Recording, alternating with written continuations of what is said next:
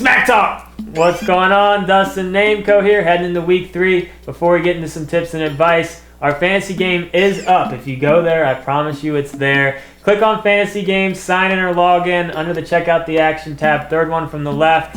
Good times, and if you do want an FS t-shirt, now's your chance. There haven't been a ton of people in there thus far. We're hoping for bigger and better things this week, but Sergeant Leg, our big winner week 1. Original OG, love that. And our very own FST Mike was our week 2 winner. But Brent, get into some tips. Yeah, get into those games. Now's the time to win a shirt, believe me. All right, let's get into those tips. And what I'm going to be talking about is a segment I like to call Yo Problem. So basically, if you have an underperforming guy, Chris Johnson, a Larry Fitzgerald, even kind of a Calvin Johnson, or even if you took a flyer on Titus Young because you really liked him, you can't really cut these, at least the top guys right now. You can't trade them because you're only going to get cents on the dollar, and you can't send a trade with full asking price because nobody else is going to want them. That's why it's your problem. But with all that said, ride it out, see what can happen. These guys are studs. It is a long, long season, so don't get too disencouraged yet. So here, it just kind of goes off of the buy low, sell high thing. I mean, you can't sell low on these guys. It's just not worth it. Take a look at the rest of your team. If there's any guys on your team that are playing well, those are the guys to try to trade. And also, if you are looking to shake things up, go after one of the buy low guys. Send trades for Larry Fitzgerald and those type of players. Now's the time to do that. But like Brent said, no problem. If they're on your team, stay put. Don't sell them cheap.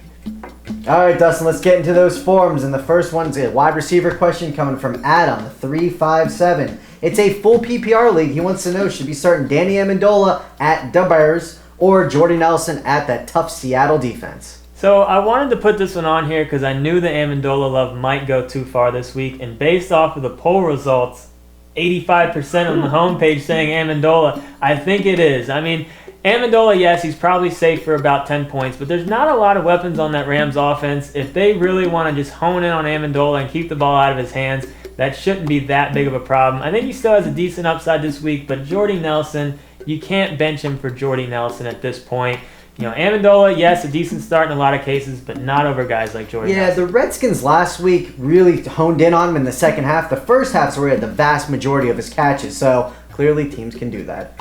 All right, next one comes from UVA Boys Jay-Z. We got a running back question. Doug Martin at Dallas or Stephen Ridley versus Baltimore. Almost 100% are going with Doug Martin right now. Yeah, I mean, it's actually a little bit closer than being that lopsided, but I gotta agree. You gotta go Doug Martin. The rookie has proved a lot to us. We like to call him a mini Ray Rice, which I'm sure Ray loves because, he's always kind of referred to as a little guy. Even though he's bigger than us, could probably kill me with the stare. Regardless, going Doug Martin here. Stephen Ridley is still on the Patriots. God knows what they're going to do week to week, and it's a tough Baltimore matchup. So I gotta go Doug Martin here.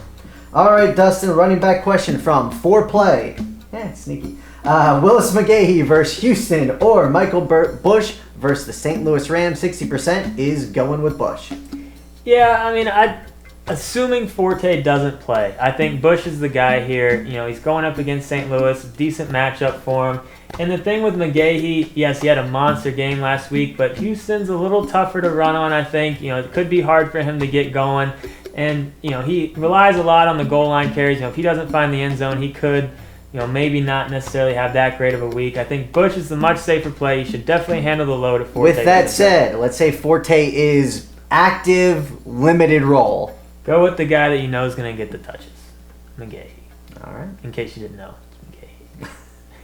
Let's move into the bet of the week. I wasn't even going to try to do it. But so here's our bet this week.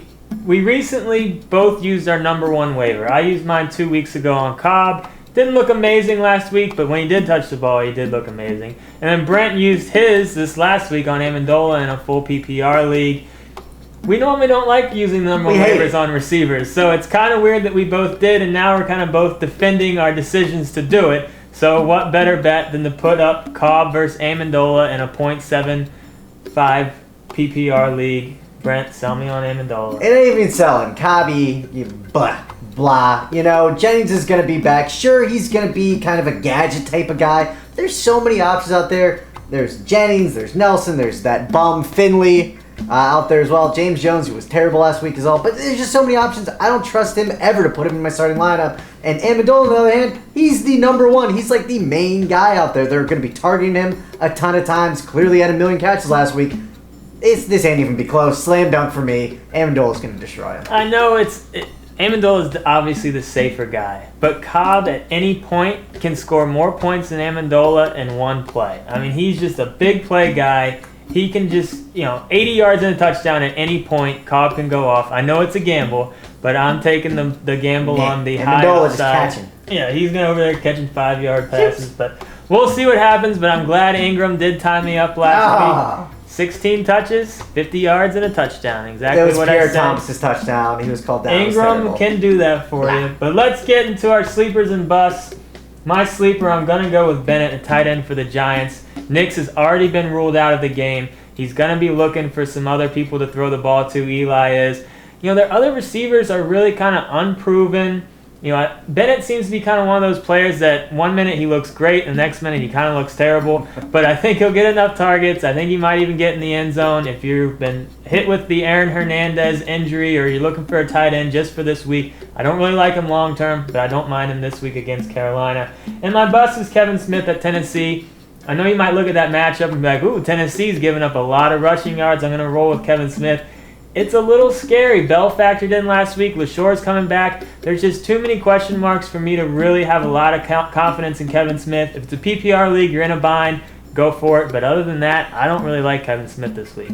All right, my sleeper is a weird guy to be calling a sleeper, but he's getting benched in a ton of leagues, and that's Chris Johnson. I'm giving this guy one more chance. Seattle or San Diego's the number one rush D who he's already faced. Now, granted, it helps because they already faced him. And New England's currently ranked number 5. So, San Diego also shut down McFadden in terms of rushing yards, and New England shut down the dual running backs for the Cardinals. He's taken the Lions this week. They've given up 112.5 rushing yards a game. I think if there's ever going to be a time for him to break out, it's got to be this week. I see them controlling the ball, line moving it. So either way, Chris Johnson, that's my sleeper. Get him in your lineups. It's going to be a top 20 back. It's got to be.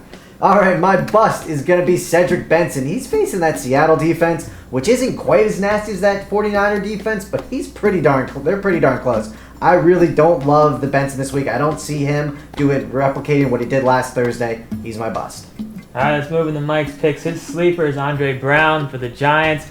Bradshaw out. Looks like Brown's in. The rookie Wilson's still trying to climb out of the doghouse after that week 1 fumble.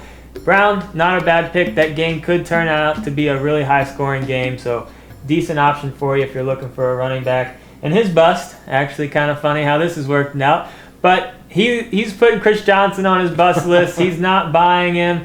It is kind of tough with Chris Johnson. His touches haven't necessarily been as high as they have been in the past. It's scary with Chris Johnson. Will you trust me or Mike?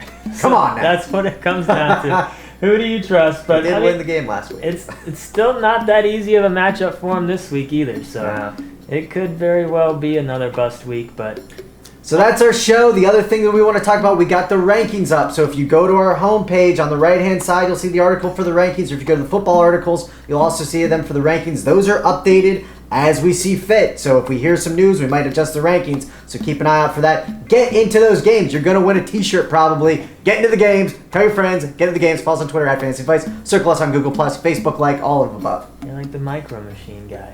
And also, That's if you amazing. have questions, post them in our forums, not on YouTube.